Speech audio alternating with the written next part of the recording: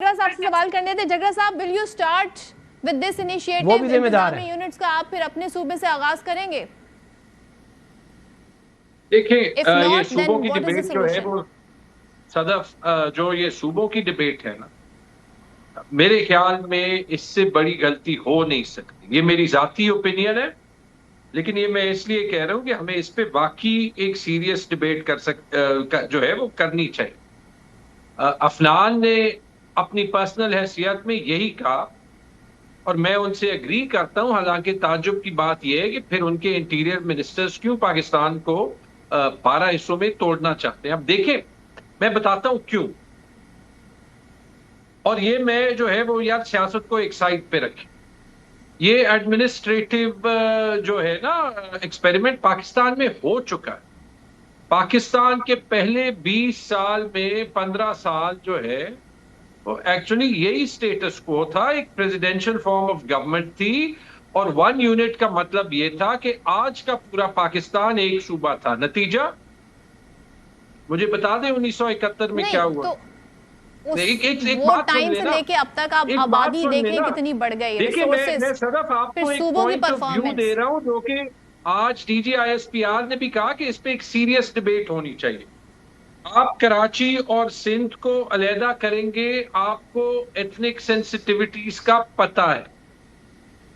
आप खैबर पख्तूनख्वा से हजारा रीजन अलहदा करेंगे, आपको पता है कि वो पश्तून नेशनलिज्म को इन्फ्लेम करेगी। आपको पता है कि बलोचिस्तान में पश्तूनों की लॉन्ग स्टैंडिंग डिमांड, मेरी बात अगर आप सुन लें, बलोचिस्तान में पश्तूनों की लॉन्ग स्टैंडिंग डिमांड है कि ये सूबा अलहदा कर दें। लेकिन मुझे बता दें कैसे सूबे में जहां पे ऑलरेडी जो है वो मिलिटेंसी है, अगर आपने जो है वो पश्तून इलाकों को अलहदा किया तो उसका जो है वो क्या एक्चुअली जो है वो इम्पैक्ट होगा। और चलाने को जो है वो 1 मिलियन का सूबा भी चल सकता है। अगर मुझे अलाउ करें ना, देखिए इस वक्त आप IMF के एक प्रोग्राम में हैं। आपकी जो इकोनॉमी है वो टैक्स के बुनियाद पर चलती है।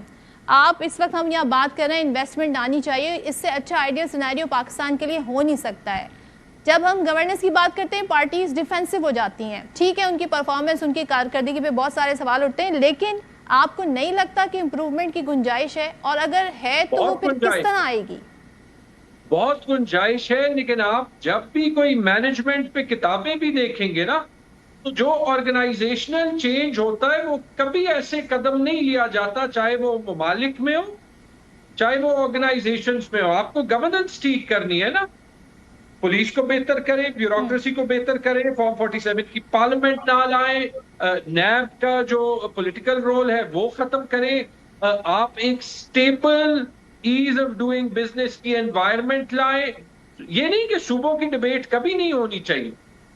सूबों की डिबेट तब नहीं होनी चाहिए जिस वक्त जो है वो उस डिबेट से जो आपके सेंट्रीफ्यूगल फोर्सेस हैं, अलहदा करने के फोर्सेस हैं, वो उसको इस्तेमाल करेंगे।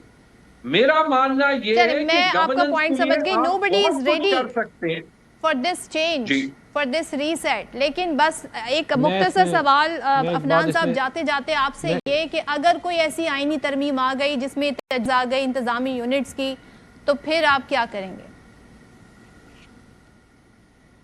देखिए, हम तो जो है वो ज़ाहिर है हमारी पार्टी के अंदर जो भी हम तो कह भी चुकी है ऐसा हो सकता है, फाइनल जो डेलिब्रेशन होगी उसके मुताबिक ही फिर हम उसको लाकर चलेंगे।